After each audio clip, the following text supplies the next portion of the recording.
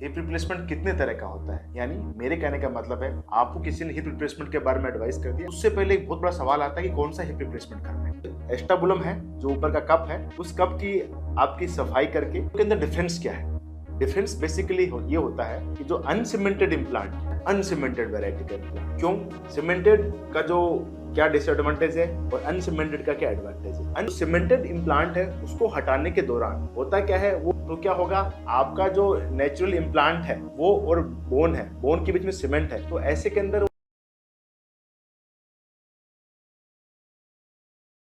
Hip replacement कौन सा करवाएं, हिप रिप्लेसमेंट कितने तरह का होता है। यानी मेरे कहने का मतलब है आपको किसी ने हिप रिप्लेसमेंट के बारे में एडवाइस कर दिया, आपने अपने आप को मेंटली रेडी भी कर लिया कि हाँ ठीक है मैं अब ये सर्जरी करवाऊं, तो उससे पहले एक बहुत बड़ा सवाल आता है कि कौन सा हिप रिप्लेसमेंट करना है या फिर हिप रिप्लेसमेंट कितने तरह का होता है। तो आज हम इस बारे में बात करेंगे। Doctor Himanshu teacher, I am a joint replacement surgeon based in Jaipur. तो बेसिकली हिप रिप्लेसमेंट अपन ब्रॉड टर्म में देखें तो दो तरह का होता है, एक होता है सीमेंटेड, दूसरा होता है अनसीमेंटेड। सीमेंटेड यानी एक ऐसी सर्जरी जिसके अंदर सीमेंट को यूज किया जाएगा आपके इम्प्लांट को बोन से अंदर चिपकाने के लिए, समझ गए। ऊपर जो एस्टाबुलम कप है वो भी सीमेंट के थ्रू ही आपके उसमें चिपकाया जाएगा, नीचे जो आपका जो फीमर का स्टेम है वो भी सीमेंट के थ्रू ही आपके बोन से चिपकाया जाएगा, चाहे एक हिस्सा चिपकाए चाहे दोनों हिस्सा चिपकाए, सीमेंट के थ्रू आपके चिपकाया जाएगा। दूसरा आता है अनसीमेंटेड। अनसीमेंटेड में क्या किया जाता है, अनसीमेंटेड के अंदर हम जब सर्जरी करते हैं तो आपके अंदर जैसे एस्टाबुलम है जो ऊपर का कप है, उस कप की आपकी सफाई करके उसकी साइजिंग के अकॉर्डिंग, यानी उसका नाप लेते हुए उसके अंदर जो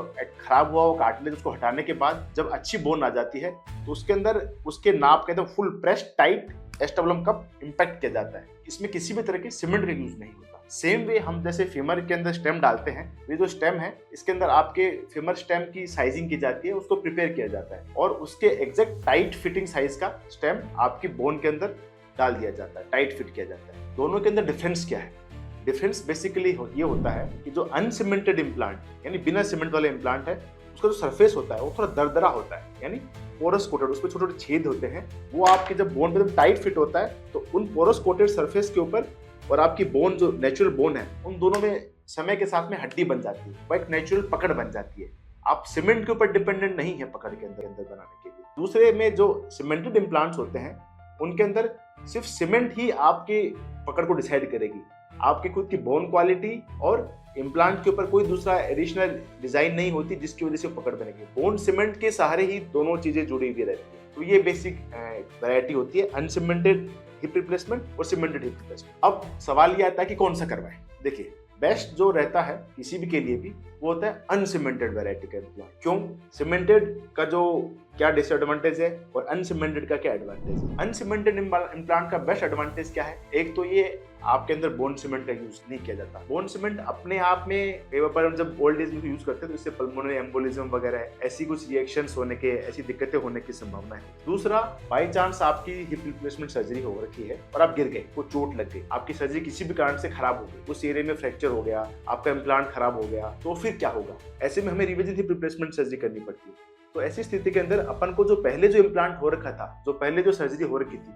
वो इम्प्लांट हटाना पड़ेगा। और जो सीमेंटेड इम्प्लांट है उसको हटाने के दौरान होता क्या है, वो आपकी नेचुरल जो बॉडी की बोन है उस एरिया की का कुछ हिस्सा लेके आता है, यानी आप जब उसको हटाएंगे तो आपके पास पहले से कम बोन रहेगी, तो रिवीजन सर्जरी करना थोड़ा सा और चैलेंजिंग हो जाता है। इसलिए uncemented implant is always superior than cemented implant, specially in young patients. Old age जो पेशेंट्स होते हैं, जेरियाट्रिक पेशेंट्स होते हैं, उनमें कई बार छोटा चैलेंज ये आता है कि बोन क्वालिटी बहुत पुअर है, मतलब आपको जो इम्प्लांट है वो टाइट फिट करके लगाना है अनसीमेंटेड के अंदर, और वो टाइट फिट आप तभी कर सकते हो व्हेन यू आर कॉन्फिडेंट कि जो आपकी जो ओरिजिनल बोन है उसकी क्वालिटी अच्छी है। आप उसमें साइजिंग करोगे, उसको इम्पैक्ट करोगे तो किसी भी तरह से टूटेगी नहीं, बिखरेगी नहीं, तो आपको वो बहुत इंपॉर्टेंट होता है। एक और जो अनसीमेंटेड और सीमेंटेड इम्प्लांट के बीच में हिप रिप्लेसमेंट के अंदर डिफरेंस आता है, जैसे जैसे आपने सपोज 40 ईयर्स के आसपास, 30 ईयर्स के आसपास, 50 ईयर्स के आसपास सर्जरी करवाई, आप एकदम स्वस्थ हैं, ठीक चल रहे हैं, आप किसी भी तरह की दिक्कत नहीं है। अब जैसे जैसे उम्र बढ़ती है तो naturally bye ageing process bones weak होती है, तो जब हड्डियां कमजोर होंगी तो क्या होगा, आपका जो नेचुरल इम्प्लांट है वो और बोन है, बोन के बीच में सीमेंट है, तो ऐसे के अंदर वो सीमेंट कभी भी आपकी बोन का हिस्सा नहीं बन पाई है। अनसीमेंटेड इम्प्लांट के अंदर तो बोन बन जाएगी, सीमेंटेड इम्प्लांट के अंदर कभी बोन नहीं बन पाएगी, तो वो लूज होने की संभावना हमेशा ज्यादा होती है कंपेयर टू अनसीमेंटेड इम्प्लांट। तो ये एक बहुत बड़ी वैरायटी होती है हिप रिप्लेसमेंट के अंदर, अनसीमेंटेड और सीमेंटेड। दूसरी एक वैरायटी आती है जो अपन को चूज करनी होती है, वो होती है फीमर का हेड। यानी जैसे हिप रिप्लेसमेंट है तो उसमें क्या होता है, ये कप है, ये आपका स्टेम है फीमोरल, ये फीमर का हेड। तो ये जो बेयरिंग सरफेस है, मतलब जो भी मूवमेंट होगा आपके जॉइंट का, वो सारा यहाँ होगा, इस बॉल के अंदर और इस सॉकेट के अंदर। तो ये बॉल और सॉकेट है, इसकी वैरायटी आती है। यानी ये किस चीज का बना हुआ है, ये मेटेलिक भी आता है, ये सिरेमिक भी आता है। सिरेमिक एक तरह का मटेरियल है, मेटेलिक यानी जो स्टेनलेस स्टील वगैरह जो बोलते हैं जिसको, तो मेटेलिक हेड भी आता है। सिरेमिक एक अलग मटेरियल होता है। सिरेमिक जो इम्प्लांट होता है, यानी सिरेमिक जो मटेरियल होता है, उसकी लाइफ ज्यादा होती है, यानी वो देरी से खिंचता है, वो लंबा चलता है, उसके अंदर फ्रिक्शन कम होता है, इसलिए ceramic head is superior than metallic head. तो ये एक बहुत दूसरी वैरायटी आती है कि आपको सिरेमिक हेड और मेटेलिक हेड में से चूज करना पड़ता है। तो सिरेमिक हेड पे आपको हमेशा चूज करने की कोशिश करनी चाहिए। थोड़ा सा कॉस्ट का फैक्टर पड़ता है इन सब चीजों के अंदर, पर आप लॉन्ग टर्म में अगर अपने एक्सपेंसेस कैलकुलेट करेंगे, साथ में रिस्क एंड बेनिफिट्स कैलकुलेट करेंगे, तो कोई ज्यादा डिफरेंस रहेगा नहीं। आप हमेशा सोचेंगे कि नहीं एक बार में पैसा लग जाए, अपना काम अच्छे से हो जाना चाहिए। तो ये दो वैरायटी हिप रिप्लेसमेंट के बारे आती है। तीसरी वैरायटी आती है सर्जिकल अप्रोच, कि किस तरह से आप हमारा ऑपरेशन होगा। यानी आजकल क्या है कि एक नई अप्रोच के बारे में काफी ज्यादा चल रहा है कि इस पे हम भाई भी रिसर्च कर रहे हैं, काफी इस पे सर्जरी चल रही है। DA, direct anterior approach to hip, यानी आगे के हिस्से से आपके जॉइंट को खोला जाता है। उसके अंदर skin incision, soft tissue dissection वगैरह थोड़ा कम रहता है compare to conventional posterior approach, और उसके भी लिमिटेशंस है। बहुत लिमिटेड केसेस में अपन वो यूज करना चाहते हैं। तो आप सर्जिकल अप्रोच है वो बेस्ट रहेगा, आपने सर्जन के ऊपर छोड़े कि वो आपकी बीमारी के अकॉर्डिंग किस अप्रोच में कंफर्टेबल है आपकी सर्जरी को अच्छे से करने। तो चाहे पोस्टीरियर अप्रोच हो चाहे डायरेक्ट एंटीरियर अप्रोच हो, that approach should be decided by the doctor कि वो किस अप्रोच से आपकी सर्जरी को कंफर्टेबली और अच्छे से कर पाए। तो अगर आप हिप रिप्लेसमेंट के बारे में एडवाइस किया है, इसके बारे में कोई भी समस्या है तो हम डिस्कस कर सकते हैं। Doctor Himanshu Keshav, thank you.